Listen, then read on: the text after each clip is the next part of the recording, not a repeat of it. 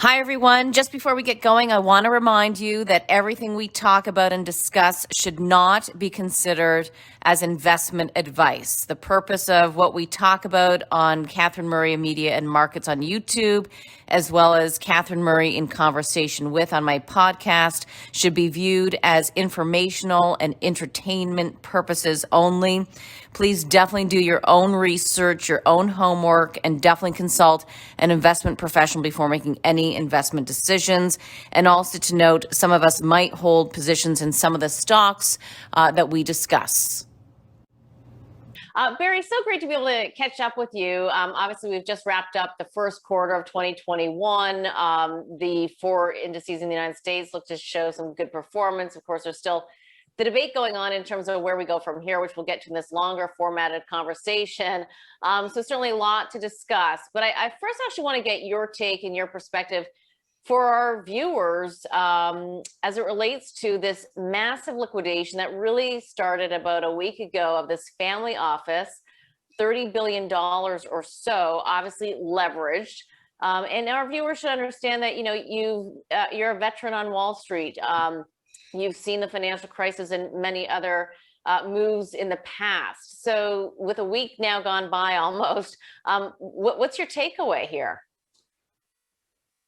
From a broad sort of macro perspective, I think that there is still skepticism about what I believe is a very serious regime change that is not just a cyclical dynamic, but is likely to be more of a secular dynamic. And what I'm referring to specifically is reflation and deglobalization. And so if you think about the positions that were held by this family office, there were Chinese internet companies, there were media companies. This is none of the stuff that I hold or I've been recommending.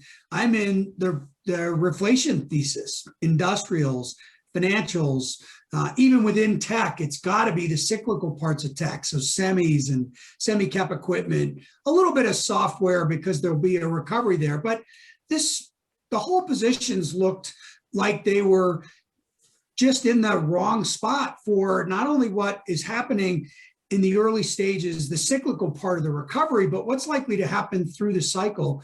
And it's not all that different than what happened to the hedge fund back in January with the GameStop fiasco. If you think about that dynamic, that was the low quality part of the rally, which is the same thing that happened in 2003 when internet companies with very challenged business models rallied ferociously in early 2003. And I recall a very big $10 billion hedge fund that had gotten it right all the way down, ended up folding up shop as a consequence of that sharp short covering rally.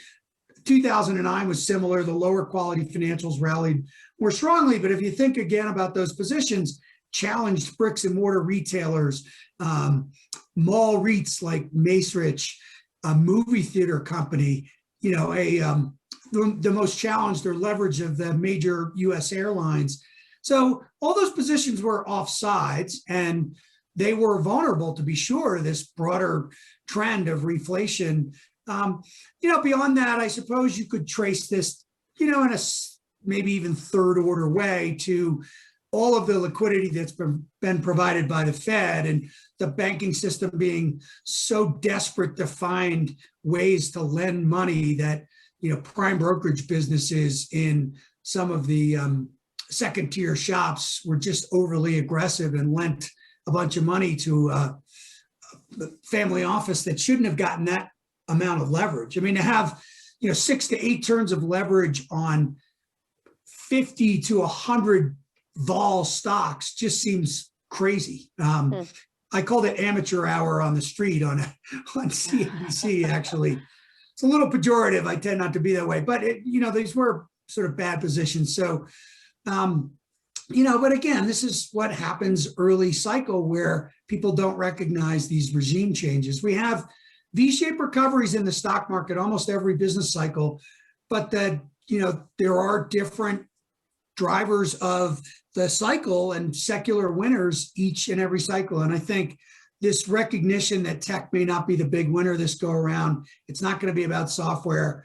The whole Asia, miracle story is ending. And I think that was a big part of what happened. Mm-hmm.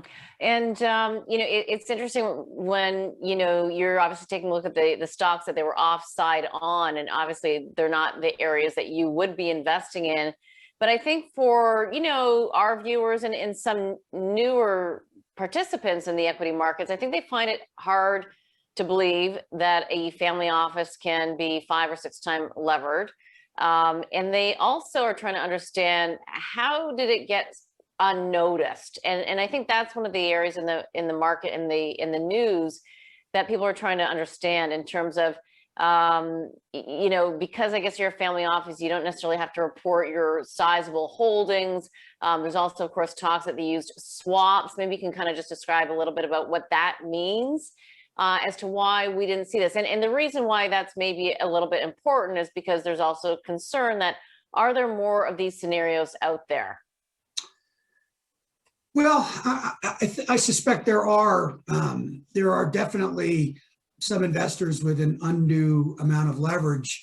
I alluded to that a little bit earlier when the Fed has pushed or contributed to negative real interest rates, 2% on the front end part of the curve, right? 2-year real rates are negative 257 basis points. I'm glancing at my Bloomberg screen. That kind of negative real interest rate does, create an incentive for the street to try and put that money to work any way they can. I mean, you've seen things like lending against cryptocurrency start to proliferate as well. Anywhere where you can get a significantly positive return. So that, I think that's part of the story for sure. Using swaps for long short equities as a way of getting around the 50% margin requirement has been with us since the 90s. I'm not sure how that continues to slip through the cracks.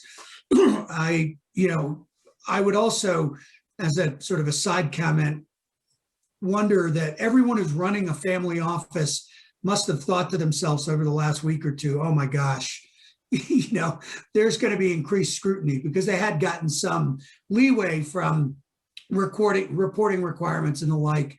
So you would have to think that that'll be something the SEC will catch up to over time. So it's, there's definitely cracks in the system. I mean, there was potentially cracks in the system around GameStop as well. It's not clear how much of the open or the shares outstanding had been borrowed, but the number was really high. And to this date, I don't believe that all of the holes in the system in terms of how many shares can actually be rehypothecated, meaning lent out to be shorted, I don't think that was ever really cleaned up. I mean, that was one of the issues we had at Lehman Brothers back in the crisis, was there were people that were never really getting locates on the shares. They'd be short, they never really got bought in.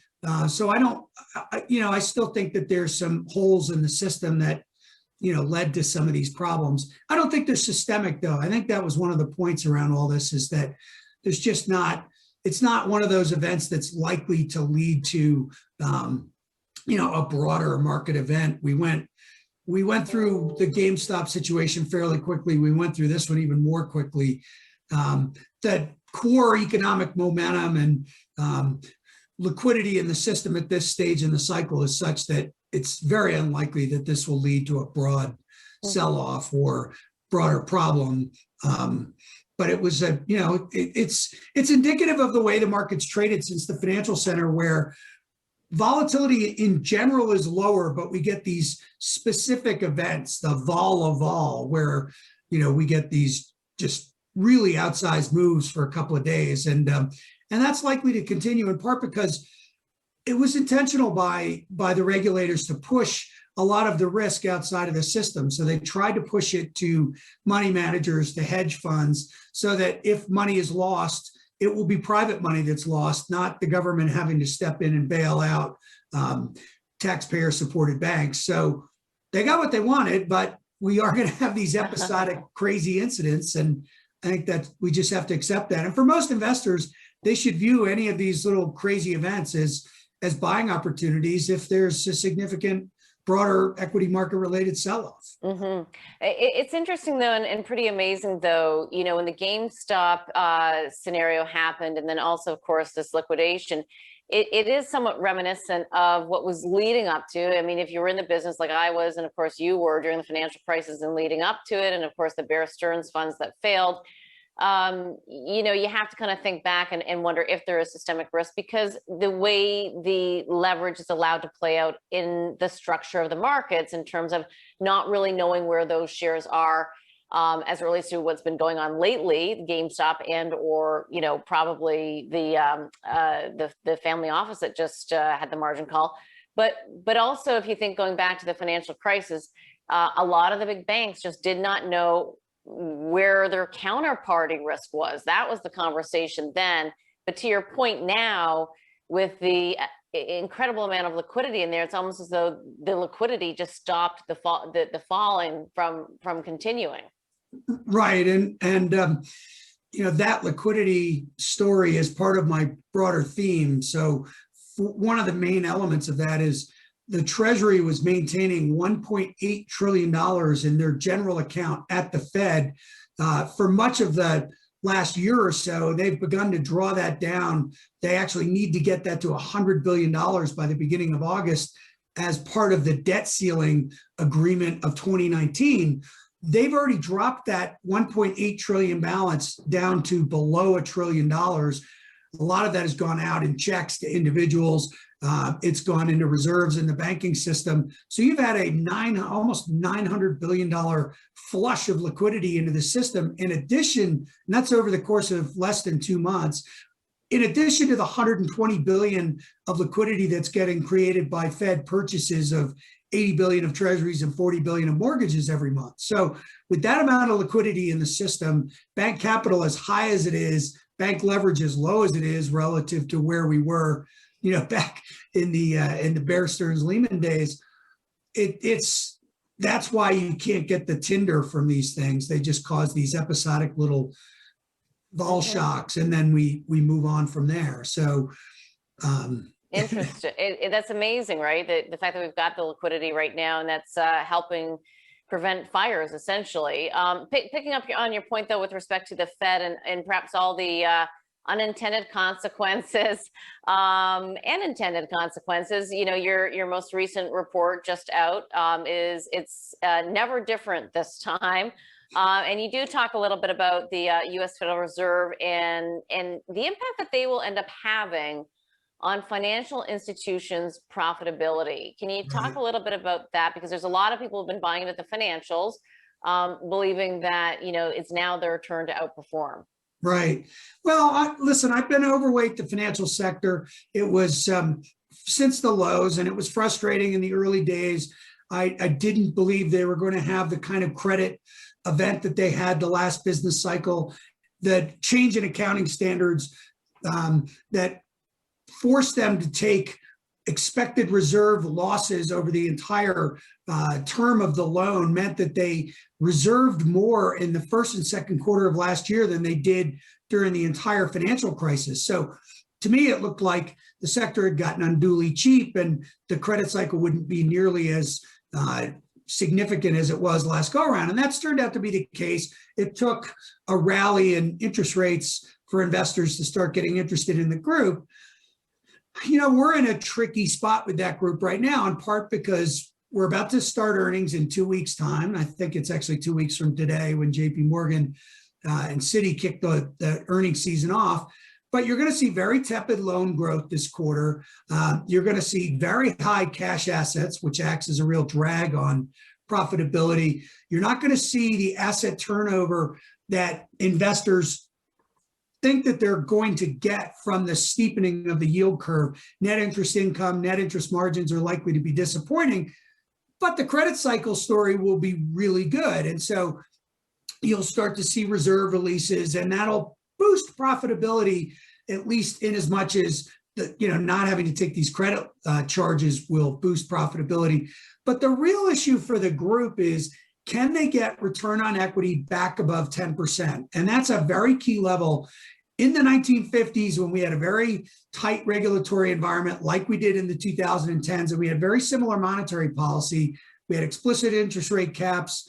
At the beginning of that post-World War II period, 70% of bank credit was invested in Treasury securities. It's not that high now, but if you take reserves, cash plus Treasuries, the numbers are very big, and loan-to-deposit ratios have fallen. So when the Trump administration went through their regulatory reform and loosening of the financial sector, you saw a return on that, and this started in mid-2017. By the end of 2018, return on assets were back to where they were pre-crisis. Return on equity wasn't, but it got to 12%. So it got through that 10% level.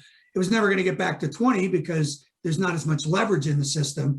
Nevertheless, getting above 10 was key. At 10, they generally trade about at book value. Above 10, they start to trade at a premium to book, not just at a linear rate, but a exponential rate, because they really do start to build capital quickly.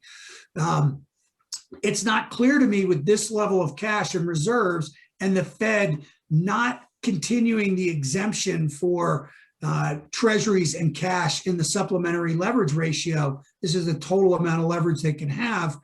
Without that, they may struggle and have, fairly weak profitability, not get back to that 10% ROE. Now, that won't be evident this quarter, but it could become evident over the next couple. And it really is the big hurdle for that sector to work through the cycle, not just for a cyclical recovery. And so that's, for me, that's the big issue in that sector. And the Fed is loosening the buyback rules. So I don't think I would be selling the sector right here, because even if I'm right about the way fundamentals unfold in earnings season, when earnings season's done, they'll probably be in there buying their own stocks. That should, provide some support. But it is going to be an interesting sector to see how that develops over the course of the next couple of quarters. But if I'm also hearing you correctly, and I've heard this from a fixed income investor as well, that because the Fed has so much liquidity, they're crowding out the lending business of the banks. Is that true? Is it accurate? Yes, thank you for helping me along with this point, because if there's an exorbitant amount of cash on balance sheets, as there currently is, we're going to get close to $2 trillion in bank cash, above where we were a year ago, and the numbers were already building. And they reached those leverage ratios. They weren't there before the Fed made this decision, but they could get to that level fairly quickly. And there's no way for them to really dispose of these reserves. I mean, Bank of America, there's been reports about companies like Bank of America turning away deposits, large-scale deposits, not wanting to take things like escrow accounts, so that they don't have all that cash, because that could impair their ability to lend to the private sector. That's already evident, by the way, in the one real strong source of demand for credit right now, which is the housing market. The big banks have been pushed out of lending, other than doing Fannie or Freddie related loans, securitizing them and selling them to Fannie and Freddie, because the capital charge on issuing a mortgage and holding it on balance sheet is so prohibitive. But JP will do a little bit of it. Wells Fargo will try and do it. But those capital charges are so high relative to treasuries, which are basically zero capital charge, that you just crowd out private sector lending. And so to me, that's not really a good outcome, that the lending for the mortgage market, for the housing market, comes almost entirely from the government, and the private sector doesn't participate in that. Barry, I think that's almost astonishing, for people to really understand that it's the government that is really responsible for the lending of the housing market versus the private sector. Especially since, what did we learn really from the financial crisis? That I think you still want the private sector to be very involved. And to our point earlier, in terms of just the margin calls, that the banks wanted that to be more on the private sector. The government wants that to be more in the private sector. You'd almost think that should be the same from the housing market. I think that not everybody's really understanding this, in terms of the potential risks I mean, but it's the government. They can always come in and save the day, I suppose, as they do. But at the same time, too, if you own the banks, it's a whole business line that they don't get to participate in anymore. So when everybody's always expecting the banks to show increasing profit, everything should be set up so well for these banks to do so. And to your point, it's the return on equity number that the stock market cares about. If they can't achieve that, I mean, these stocks are going to be, they're not going anywhere, really. Yeah, the failure to do, GSE reform Fannie or Freddie. The FHA was the original subprime lender. They got pushed out by the subprime originators back in the 2000s.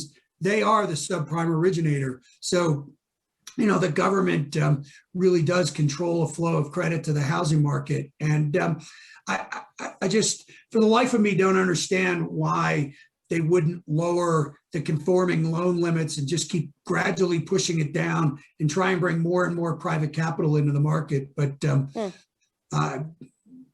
we are where we are. That's not the way it's unfolded. Right? I mean, you just hear, and listen, I mean, what's going on more broadly, in our political system is consistent with this, right? I mean, the Biden Build Back Better plan was announced yesterday, and they went from originally talking about $3 trillion in spending and $1 trillion in tax hikes to $4 trillion in lending and $3.5 trillion in tax hikes. And if you just think about that broadly, that is a giant transfer from the private sector to the public sector. I wouldn't think it would be positive for productivity over time, but this is where we're at. It's one of the things that the pandemic has done, is ushered in what I would consider to be the most progressive government since LBJ or the Johnson administration. And so, at present, policymakers believe government is the source of good, and controlling the housing market and infrastructure spending and all is the direction that we're headed for now. For now, and just on that point, let's just pick up on the Biden plan. Do you think that this will get passed? In terms of understanding Washington right now, it doesn't seem as though it's going to be having a lot of Republican support, and they've got the moderate Democrats that they also have to get on side. So, we're going to talk about, the back half of 2021, but kind of stepping back a bit and looking out maybe to 2022. I mean, how do you think this actually plays out? Will that get passed? Well, they clearly had an increased level of confidence in their ability to get something big done following getting the $1.9 trillion in the American Rescue Plan. Now, that American Rescue Plan was only roughly half pandemic relief. And this is not just my assessment of it, but the Congressional Budget Office said roughly $900 billion is pandemic relief, and the other $1 trillion is an expansion of the social safety net. This is much the same. The Journal did a pretty good job today describing the infrastructure spending. It was about 1/3 core infrastructure, roads and ports, airports and things like that. And the other 2/3 was building out the green energy agenda, which will develop over time. And so you've got pressure on the Biden administration from all sides on this. The Business Roundtable and Chamber of Commerce came out and said they didn't support it. And remember who funds congressional campaigns, right? These are the big contributors. So they're going to have a fight on their hands on that side. The tax policy part of this is we went from being the one remaining country with a worldwide taxation system, that is an attempt to tax U.S. corporations on their global profits, to moving towards a territorial system, which much of the rest of the world has already done. The UK was one of the last back in 2009 to go that route. We're trying to go back, and we're trying to lead the world to a higher global minimum tax rate of 21%, when even the OECD proposals are more like 12. So, there's a lot of stuff in this tax plan that will potentially impair capital spending, potentially make the U.S. a much less attractive destination. The Tax Foundation estimates we were the 35th or 36th highest tax burden from a corporate tax perspective, or worst destination for global capital The Tax Cuts and Jobs Act moved us to the middle of the pack, something like 17. The Biden plan puts us below where we used to be. And part of that's because corporate tax rates continue to fall. They've even falling in places like France, right? So this is not a great plan from a corporate tax perspective at all. But I think there'll be serious pushback. I mean, these are the big pockets, the people with the money to lobby Congress. And I think they're going to struggle to get the plan done in the way that they want to do it. Listen, I think there is an argument if you want to spend money on ports and airports and roads to borrow that money. I don't think there was a big argument to borrow another $1 trillion to expand the social safety net. And you already see how it's slowing the recovery in the labor market, some of the expansion of the unemployment benefits and the like. But there may be a stronger argument to borrow to build your infrastructure. That's what you're supposed to borrow for, is long-term capital investment. So that argument's a little, to me, carries a little more water. And that may be what ends up happening, is they don't raise taxes to the extent that they'd like to, and they end up borrowing a bit more. So. No, that's interesting, especially with rates so low. Why wouldn't they borrow and, even perhaps issue government bonds surrounding the plan versus increasing the corporate tax rate? The one cautionary note on that, Catherine, which is to me one of the most interesting developments in the first quarter of this year, was the way we always looked at real interest rates, so the non-inflationary component of nominal treasury yields, prior to the global financial crisis, is we used that as something of a proxy for the growth outlook, right? You'd see real rates go up after we got a series of strong numbers. If we get a strong payroll number tomorrow, for example, you'd expect, at least pre-global financial crisis, you would have thought that would have pushed real rates up. After the global financial crisis, real interest rates became all about monetary policy. The stock of Fed purchases, the flow of Fed purchases, the taper tantrum triggered a huge move in real rates, 150 basis points over the course of 8 weeks or so. There were two shocks in 2018 when the Fed was contracting their balance sheet. In January of 2018, that led to Volmageddon and a sell-off. And then again, in September of 18, and that led to the quantitative tightening crash of the fourth quarter of 18.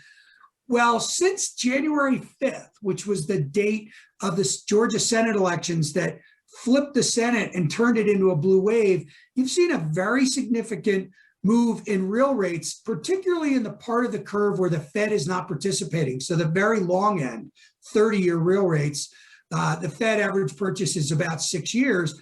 And it was almost like you shocked that part of the curve higher. So for me, this was the first time in my, dating myself here, 35 plus year career, where I could actually see interest rates and the real rate component of interest rates moving as a consequence of increased government borrowing or treasury supply. So it's obviously those levels are still negative. It's still early in the game, but I do think the market is beginning to show signs that the U.S. may be reaching its limits in how much it can borrow, which has unbelievably fascinating longer-term implications. But yeah, we'll see. Today, the Treasury market is actually bull flattening, indicating a lot of skepticism about whether the Biden administration can actually push through this plan in the way it's currently constructed. Why would we see a flattening in terms of?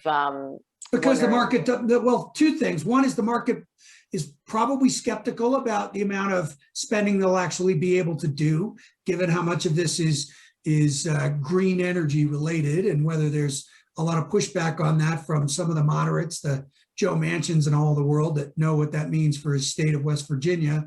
And also the concerns about the tax hikes and what's the economic implications of that. So when it was $3 billion of spending and $1 billion of tax hikes, that's a $2 billion differential. When it's $4 trillion of spending and $3.5 trillion of tax hikes, that's only a $500 billion differential. It just doesn't have the same supply requirements as what they were talking about doing a little while back. I think they may get back to lower tax hikes and significant spending. I think they're more likely to get some consensus on spending, not so much the green piece of it, but the core piece of infrastructure spending. That's the piece they're most likely to get some form of agreement on. And, Barry, when we think about inflation and reflation, obviously investors are looking at that in terms of where they want to be positioned in the market in terms of that pro-cyclical bent or tilt to their portfolio. There's that component that we can discuss, but there's also the component in terms of, if you're a builder, you're in construction, or if you're an individual out there with a lower purchasing power. I mean, it's pretty interesting that we've seen, Kimberly-Clark announced that they're going to have price increases pretty much across the board. Also Smuckers and Hormel. I mean, you're starting to see these companies increase prices because of the increased input costs. And yet at the same time, you'll hear from the U.S. Federal Reserve, and this is what's so confusing for people, that inflation is transitory. And of course, it depends in terms of what you're including and not including. But when at the end of the day, I think that, we'll either have real inflation and it's going to surprise people, or we won't. So how do you kind of dovetail the different aspects of inflation and therefore the interest rate environment? I think the idea that this is going to be transitory and we're going to go back to a lowflation or disinflationary environment stems from a failure to diagnose where disinflation came from and what was the real source of that over the last 3 decades. And it's actually very simple. If you decompose CPI or the personal consumption deflator into energy prices, core service prices, so non-energy service prices, and core goods prices, what you find is the disinflationary impulse flowed completely through goods prices. And you think, well, why would that be? And the answer is very simple. In 1990, there were 750 billion industrialized workers in the world. By 2010, there were 2 billion. And that was the integration of China and the Soviet bloc into the industrialized world. That is a giant labor supply shock that put downward pressure on manufacturing global tradable goods prices. That is unlikely to persist through this decade. And the simple reason for that is we've just had, in addition to the economy, global markets working into equilibrium over time. Unit labor costs in China grew 10 to 15% faster than they did in the US for more than a decade. Transportation costs have gone up. Relative energy prices are much cheaper here and in Canada than they are in Asia, for example. But we've had a series of very serious supply shocks. The Great East Japan earthquake and tsunami in 2011, Thai floods in that same year shut down the semiconductor and electronics industry for a couple of months. We went on and then had the Trump trade war. Then we had the pandemic. A tanker got stuck in the Suez Canal last week. And you can see there's a reaction to it already. Intel's getting into the foundry business, investing $20 billion in foundries in Arizona. And of course, Taiwan Semi now says, well, we're in for 100 billion, right? But nobody's going to want to have their supply chain stretched all over the world any longer. And so near sourcing and on sourcing, all those things are going to put, upward pressure, or at least mitigate the downward pressure on global goods prices, I think, for the course of the next decade. And so if you think about it from that perspective and say, okay, we're going to have very strong readings on inflation for the next quarter because the year-on-year comps are so low. The real more important longer-term thesis is that good source of disinflation, is that ending? And I believe the answer is yes, it is. Technology will still keep service prices from running too hot. But service prices have been running above the Fed's target at 3+% for decades. That's not, where disinflation came from. It really did come from those goods prices. And by the way, the most acute period of that disinflationary shock was in the 2 to 3 years after China was admitted to the WTO. So in the early 2000s. And even if you look at, I'm throwing deglobalization out there as if the pandemic just triggered it. It didn't. In the 2000s, China, Korea, Japan, and Taiwan's export growth averaged better than 15% through the entirety of that business cycle. In the 2010s, the number was more like 5%. So you'd already had a serious slowing of this globalization trend, and it's likely to be softer still in the 2020s. And that should mitigate a lot of that disinflationary pressure. And so the other side of that trade, though, is that you will continue to expect to see deglobalization and onshoring, bringing manufacturing back to one's respective countries, and maybe almost even having some regional trading relationships. And, interesting as an aside to take a look at CP with the first transcontinental railway. So I don't know if we're actually going to get to that, but bottom line, do you then really see an increase in pricing expectations for our viewers at home to be thinking about in terms of realistic price expectations? Well, the answer is yes. Your regional block thesis, I think, is spot on. That's already happened. Germany does that with Poland and the Czech Republic, right? And back in 2017, I remember meeting with the Mexican ambassador to the U.S. and saying, really what we're trying to do with the USMCA is have a regional trading bloc between Canada, US, and Mexico so we can compete with China. And I think that's the right way to think about it. Listen, I think the inflationary dynamic is going to build slowly. I've drawn the analog with the 1960s. I think it's the right way to think about it. JFK was elected in 1960 with an ambitious fiscal and monetary policy agenda. Their big risk or checkpoint was the dollar gold standard, and the fact that we were having gold drained out of the system. But they generally just pushed that aside and said, no, we've got to focus on the domestic agenda. They ran on 5% GDP growth.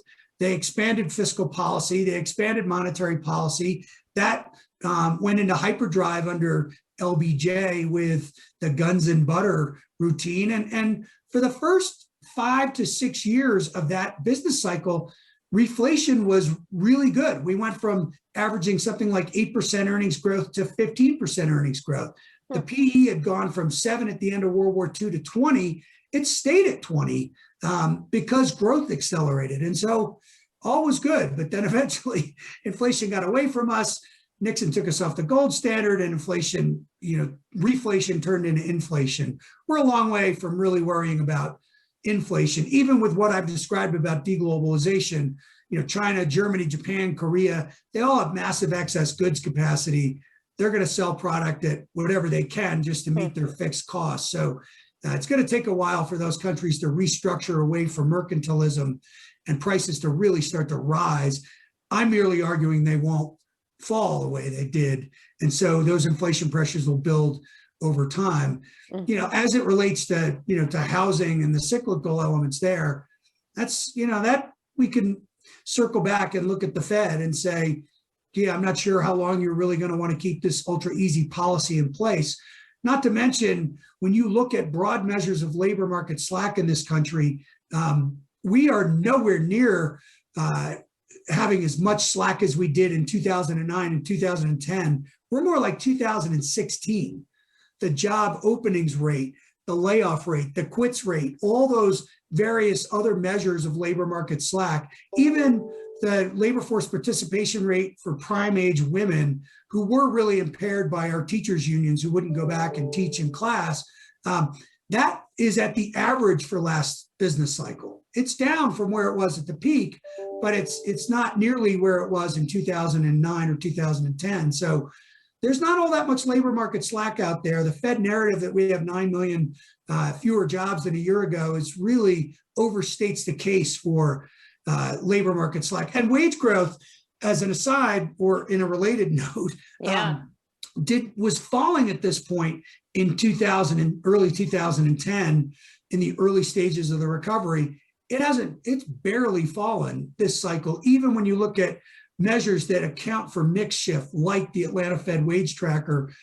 We really haven't had wage disinflation. So I think we're going to find that by the back half of 21, there's not much labor market slack. There's upward pressure on wages. There's upward pressure on housing costs. There's a lot of things that the Fed is going to have to, as Robert Kaplan of the Dallas Fed says, they're going to have to be humble about this, because this was not a recession like the global financial crisis. It was pretty much the antithesis of the global financial crisis.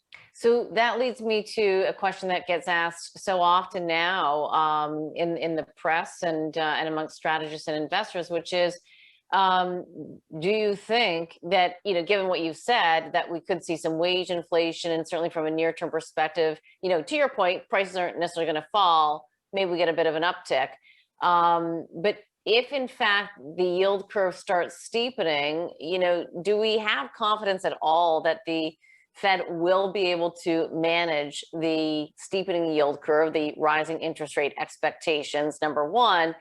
And in conjunction with that, with the amount of debt that is being accumulated, do you ever see a Fed that will be okay with rising rates, putting downward present value on the current debt that they own?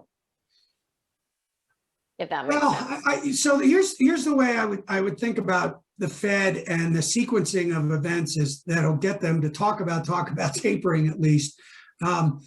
So right now, or over the last couple of weeks at least, and through the course of this year, what really has primarily, there's been two things going on. One is, I described a little bit earlier, which is the move in real rates related to increased Treasury supply, 5.3 trillion in deficit financed government spending. That's 25% of GDP. We haven't done anything like this since World War II. And when we did that in World War II, we had explicit interest rate caps. We don't have those now. So that is a different dynamic.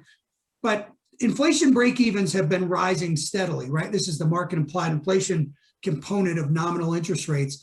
The Fed is fine with that right now, and will likely be fine with that through the second quarter. They will view increases in measures of inflation and inflation expectations as healthy, part of the recovery, consistent with their new average inflation target mandate. So they will let those rise further. Now, the five-year forward inflation break-even is at 2.43%. Somewhere around 3%, I suspect there'll be at least regional Fed bank presidents that will start to get a little nervous about that. And somewhere in the third quarter, you'll have at least some of them start talking about tapering. And that would likely then lead to concerns that the Fed will taper their asset purchases, and one of these real rate shocks and risk-off events that could be worth as much as 10% on the equity market. Mm-hmm. Every business cycle since World War II, we had one of those at the point when we reached a so-called escape velocity and the Fed gained enough confidence to normalize policy. Last cycle, we had 8.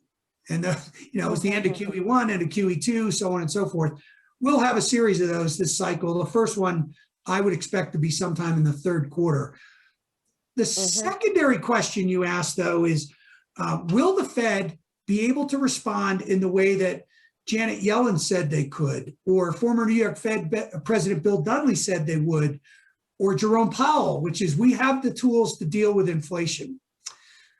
Well, the only issue there is, first of all, if we go back to the 60s and we quote Bill Martin, who was the chairman of the Fed at that time, he said the Fed is independent within the government, not of the government. And the Fed in those days used to coordinate their liquidity injections with Treasury auctions to make sure that they could sell those securities. The Fed is an arm of the government, and if we have debt to GDP over 100%, there's almost no way for them to totally ignore that as part of their process and be able to raise rates 200 basis points in a short period of time. If were they to do so and interest costs were to go back to somewhere around their historical averages, you would crowd out all discretionary spending. Mm-hmm. Back in the 60s, mandatory spending on Social Security, and in those days, Medicare and Medicaid were just started in 65. That was roughly 25% of government spending. Now, mandatory spending is more like 65% of government spending. So the Fed could very well find themselves in a place where they're just not able to tighten as much as they think they'd like to because they have to facilitate that government debt. So that's a longer term concern. I don't think it's going to be evident in 2021, but it's an issue through this business cycle. The fact is, you could say that the spending is all short term, but the debt's going to linger on. So. Yeah, I think that's a great way to say it, Barry, in the sense that, what we're talking about is really, whether it's fiscal policy or monetary policy, the view is really, and this is around the world, a short-termism in terms of like, let's just get through this pandemic and do what we need to do to make sure we do that. And I guess I sit back there sometimes as obviously, we can be tactical in our investments and therefore, maneuver around for sure. But my goodness, isn't it nice to think about, okay, well, where will we really be in 5 and 10 years out, so that we can kind of, when we see opportunities, understand exactly why they're an opportunity and make that type of investment on the long-term front. So, but yeah, I hear you, we're not there yet. I guess one of the other questions I would have, as it relates to the discussions out there right now is, well, and you picked up on it, of course, is where are we? Are we at the beginning of a business cycle? If so, what does that really mean from an investment perspective? I hear some people even saying, maybe we're at the begin, like the roaring 20s, which, my goodness, I don't think it feels like that to anybody right now because we're all pretty much at home. And that's around the world. I was talking to some friends in the UK today, and they've been under incredible lockdown. But where do you think we are? Yeah, I don't like the 20s analog. I don't like the end of World War II analog as much. In those days, the rest of the developed world, or however it was referred to in those days, were devastated by war. It's not an apt analog for me. I really do think the 1960s is more appropriate. In the 50s, we had a period of very tight bank regulatory policy. We had monetary policy that was very similar to what we had in the 2010s. In the 60s, for the first time, we had expansive fiscal and monetary policy. And as I said, it caused growth to accelerate for a time. We had administrations that had very ambitious social goals, very progressive agendas. This all resonates with what we have today with the Biden administration. LBJ was the consummate operator in the Senate, was able to get things done in the Senate that no one had gotten done, even including Roosevelt in some ways. And so who would have thought that Biden would have gotten $1.9 trillion on a snap with 50 Democratic senators only and a very slim majority in the House, but still he got it done. So I like that 60s analog. I think we're building into a reflationary and perhaps inflationary period, depending on how policy reacts to it over time. And I think that's the right way to think about it. I definitely think we're in the beginning of a business cycle. If you look at the way the equity market behaved, and rates market for that matter, credit markets, this was classic business cycle activity. Consumer discretionaries outperformed in every cycle since S&P started their sector indices in 1989. So did materials, so did financials. The only sector tech didn't outperform in was the 90s, strangely enough, when they went into their bubble, but they only underperformed very marginally. Small caps underperformed handily. All that stuff was classic business cycle, with the defensive sectors underperforming. The sector that had gone down the most, in this case, energy, performed best in the year after the market related low. So this looks very early cycle stuff. The question is, do we have another 9 or 10 year cycle or not? And that, again, I think you have to look to policy. So from an investor perspective, to me, what's really important about that is if you go back to the last cycle and say, okay, when did we have our setbacks? Even though we had a very tepid recovery, we averaged 4% nominal GDP growth, well below the long post-World War II trend of, call it 5.5. The only serious setbacks we had were when monetary and or fiscal policy tightened. So the end of QE1, pardon me, the end of QE2, which coincided with the whole debt ceiling debate, and then Budget Control Act. For me, we need to get a tightening of monetary policy. So our first little mini taper tantrum, which, as I said, is unlikely till the third quarter, or we have to be staring down those tax hikes. Those couldn't happen before next year, even if this first plan gets passed in the third quarter and second plan gets passed in the fourth quarter. We're still talking about next year before we really get those tax hikes. So I think the market is in pretty good shape vis-a-vis that framework, that we need some sort of policy tightening to have a serious setback, at least for the next quarter. And so, yeah, it's early cycle activity. I think we will start transitioning from just playing the cyclical recovery playbook to starting to move into some of these longer term themes. For example, tech not being the massive outperformer this cycle. That already started back in August. Tech started to stall out relative to industrials and the other cyclical sectors. So you're seeing some evidence of the secular trends starting to emerge, but it's still early cycle.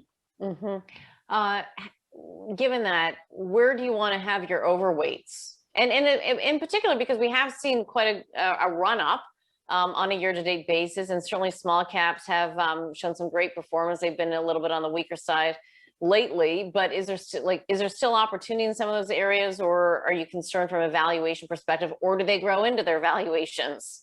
Yeah, there's a few themes that I would expect to persist through the cycle. I've mentioned a few of them. One is this deglobalization trend, a strong capital and investment cycle, notwithstanding the risk associated with the Biden tax plan. But in the 60s, we had a very strong investment cycle after JFK cut corporate tax rates and increased depreciation allowances and the like.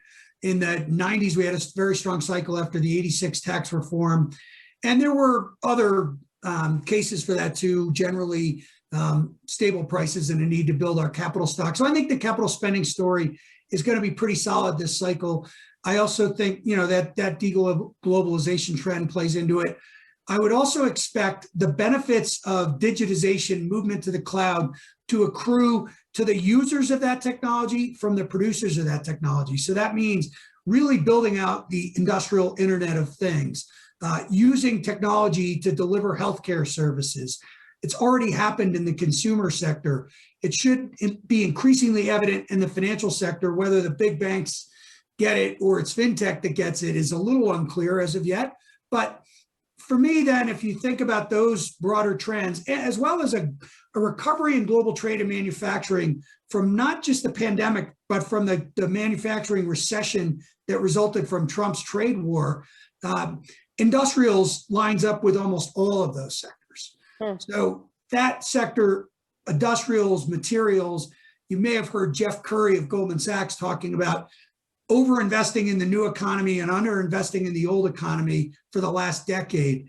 Sounds like a pretty viable thesis to me. So materials, industrials, energy, all this green energy policy is probably going to drive up the price of oil over time.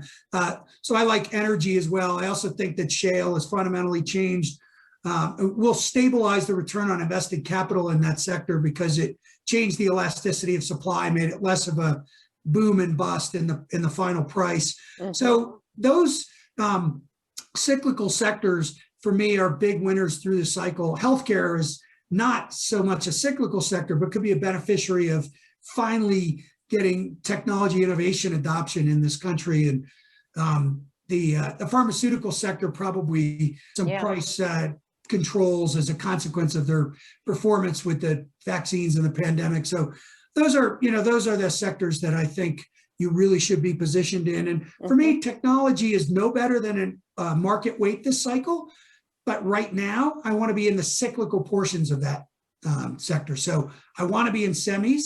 And although software is dreadfully expensive and people worry about the implications of higher rates on valuations, there should be a really strong recovery in software investment as well. Now, comps aren't as easy as they are in some of these other sectors over the next few quarters. Still, you should have very strong software investment over the next couple of quarters as well. So maybe a little less exposure there, but I wouldn't be out of the sector. And Barry, just to kind of wrap up the tech talk for 1 second, what about some of the social media names, the FANG names? that are facing antitrust, but at the same time, especially being at home, I think people are even more and more addicted to some of these companies and their business models. And also, of course, whether it's the delivery service from Amazon or using Apple iPhones to do Zoom meetings or what have you. Where do those fit into tech being just a market weight? Yeah, this is a very underappreciated aspect of the Biden administration, is that antitrust policy may very well go through the most significant change that it's gone through in 40 years. And so prior to that, not late 70s, Robert Bork's consumerism and the Chicago School price theory, antitrust enforcement and mergers and acquisitions approval was based on something called structuralism. And it was the idea that if you had very large market share, vertically integrated market share, or just market share in a particular product or area, that was reason enough to get antitrust enforcement or antitrust scrutiny, that it would eventually lead to higher prices. Bork and the Chicago School changed that methodology to what was known as consumerism or the price theory, and the idea that unless the lens that you were supposed to view this was whether the consumer was paying a higher price or not. And that price was evidence of whether there was really monopolistic behavior, market power. Well, we're headed back towards structuralism. There's a nominee for the Federal Trade Commission, Lena Khan from Columbia, who wrote a paper about Amazon in 2017. That's a really good read. She goes through the history of this. She is she's a big antitrust, anti-vertical merger person. The Biden administration, the FTC sued this week to block a vertical merger. Illumina was going to buy a company that they had originally founded. They own 15% in. There are two candidates right now for the head of antitrust at the DOJ and the chair of FTC that are both very strong antitrust structuralists, if you will. And so we may very well wind up with an administration hell-bent on breaking up big tech. Now, that'll be a long process, like the IBM suits were and that Microsoft suits were, and it'll be a struggle. But it could definitely preoccupy these companies, impair these companies. It was a long time before Microsoft got themselves, back on their feet, so to speak, and moving forward after they spent years fighting off the government on antitrust. So this antitrust risk is significant. Again, these companies have powerful franchises, strong earnings. They're not overly expensive by a lot of metrics. So I wouldn't be underweight them necessarily yet, but I wouldn't be all in on FANG either. And it's amazing, to your point, though, that we really haven't taken antitrust too seriously for a number of decades. I kind of don't even worry about it too much. But your point in your outlook note is well taken in terms of who might be appointed to the FTC. So I appreciate that. Barry, before we wrap it up, I do want to get your take on cryptocurrencies as well as SPACs. Thoughts there on both? Sure. On crypto, this is a little bit esoteric, I suppose, but I touched on some of this a bit earlier. And in my 60s analog, the big struggle for the Kennedy and then the Johnson administration for the Fed was, what do they do about the current account? What do they do about the fact that we were it was the dollar gold standard? Originally, the pound sterling was supposed to be part of that, but they devalued in the late 50s. We were into the full period of Bretton Woods, and it was a real drag on our domestic agenda. Well, we may find that again, that it is a serious drag. There is a point of view that in order for the rest of the world to function properly, the U.S. needs to run these big current account deficits. It's no longer, we're no longer running energy-related current account deficits that produces a lot of excess dollars that the global system can operate utilizing. It's now all about goods. And there is very little appetite in this country, as evidenced by Donald Trump's election in 2016, to run massive trade deficits, have our manufacturing capabilities transported or outsourced to the rest of the world. And so it could very well be that at some point in this cycle, we really push back on this whole idea of being the world's reserve currency. And in some ways, the fact that we have expansive fiscal and monetary policy simultaneously is a pushback on that. Now, I understand the dollar's been rallying thus far this year. Positioning was very offsides on this early in the year. Additionally, Europe is struggling with the pandemic and dissemination of vaccines and the like. But for me, Bitcoin is the canary in the coal mine about this broader, is the US dollar going to be the reserve currency 10 years from now thesis? And I think that's what Bitcoin's about. Now, Bitcoin has some ways to go to be at the core of the global trade system. Obviously, you'd have to be able to process far more transactions than you can currently. And, that's why I call it a canary in a coal mine as opposed to some sort of, the center of the next global exchange rate regime. But it's interesting nonetheless. And from that perspective, I think, keeping your eye on Bitcoin, having some exposure to Bitcoin probably makes some sense. SPACs, I don't get. I just don't get it. I don't know why you would give a bunch of money to someone without any investment in place. It's not even the same as giving money to a really hot hedge fund manager. At least you're adding to a fund that they already have a track record on. So I don't understand SPACs.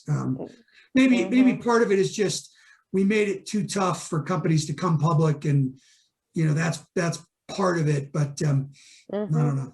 Yeah, I know. I mean, I was selling them at Deutsche Bank back in, I don't know, I think it was 2004, 2005 when they first came out.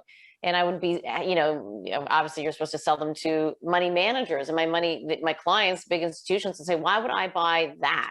Why would I buy?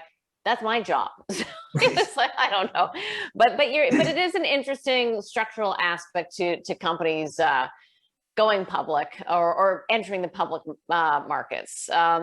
Just lastly, Barry, when I was talking to, somebody I so respect in the investment business and also business in general, talking about concerns as the market has been as it relates to, rising rates, putting downward pressure on multiples. This person said to me, whatever will be in terms of, the Black Swan event, I'm not saying it doesn't sound at all like we're in for a Black Swan event, but, I guess the question is really, what does concern you? What's your biggest concern out there? Well, I for sure think that the massive, easy monetary policy and fiscal policy is misallocating resources, right? So, I'm constantly talking about policy risks. The labor market, for example, we had a very sharp decline in continuing jobless claims in the second half of last year, a steady decline. Then we decided to extend or reinstitute that extra $300 per week. The gig worker program for independent contractors never existed before. We extended that further. These are programs that have never existed. They could slow the recovery in the labor market fairly significantly. Going back to last cycle, we extend unemployment benefits in every recession. Well, last cycle, we extended them to 99 weeks and kept rolling that until the end of 2013. It turns out 2014 was the strongest year of the entire labor market recovery, the fifth year of the cycle, not the first, right? So, policy can definitely misallocate resources. It impairs creative destruction. We bailed out a lot of companies that it's not clear they really should have been bailed out. Yeah, the pandemic was nobody's fault. There's an argument to create those benefits, but in a lot of ways, then that facilitated bad public policy and lockdowns, non-pharmaceutical interventions that shouldn't have gone on as long as they did. So I worry that we have impaired productivity growth, capital spending, and misallocated resources, and we'll have more of these little blowups. Again, it's so early in the business cycle, it would be highly unusual to have a serious market setback or to go straight back into recession. This is not the early 80s where we had an intractable problem like inflation that needed very draconian actions to resolve. this is different. So I do think that the economy will be fine for now. And I think that all that liquidity, the unintended costs of all that liquidity will not be apparent, for at least a year or two. And as I've said, I think inflation is coming, but reflation is good for markets. Inflation is bad, and it's too early for true inflation. So. And where does the pandemic fit into this as well? Because it seems as though the United States is making some great progress. The UK has been making some great progress. Canada, less than 10% of our population has their first shot. So there's also the view that, can the United States go at it alone in terms of seeing some great economic growth when, we have so many other areas in the world suffering and really, our growth here is 0.7%, 0.5%. Right. Well, the answer is yes. This is a fairly closed economy. This is an economy that runs massive trade deficits. It's a current account deficit country, not a current account surplus country. So where I think people have some of this story wrong is in thinking that the mercantilists, economies number 2, 3, and 4 in the world, China, Japan, and Germany, are going to be big beneficiaries of this global recovery, and they're not. As I said earlier when we talked about deglobalization, they're going to get a little brief bounce, and then they're going to have a real problem to deal with, which is they need to restructure their economies. Germany needs to change their tax code and try and spur, domestic innovation and move away from selling capital goods to China. So those countries definitely have an ongoing issue. As far as that, the pandemic itself and the dissemination of vaccines, I presume, much like early in the year, people were worried about that here. It cleaned up pretty quickly. The Europeans will get their act together. You guys, I'm sure, will as well. I realize it's a national health system, so it's not going to be super efficient, but you guys will. That's what we're seeing. You'll get them out there. And listen, there's another piece of this when Anthony Fauci talks about needing to have 80% of the population vaccinated. It's just not true. You do have antibody immunity. You have T-cell resistance. By most accounts, we've got close to 50% of the population with some form of natural resistance to the virus as it stands.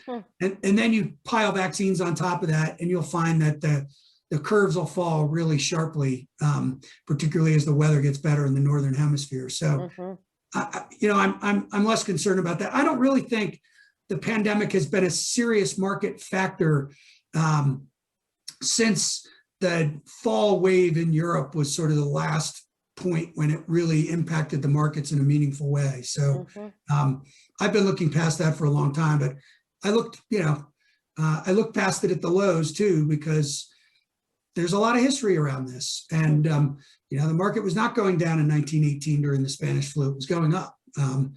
We had already entered into the war and had our sell-off. And so it's awful, it's an awful thing, but, as an investor, you have to separate yourself from that and look at what's likely to occur. So, and that was definitely the right call. I want to pick up on something that we've heard so much from you today in this longer format conversation, which I so appreciate. But you did this on our 7, 8, 10-minute interviews as well. You reference history a lot, Barry, and I think more so than so many people I speak with. I mean, Gary Schilling certainly references history a lot as well. But what's your desire in that, or why is that your reference and your frame?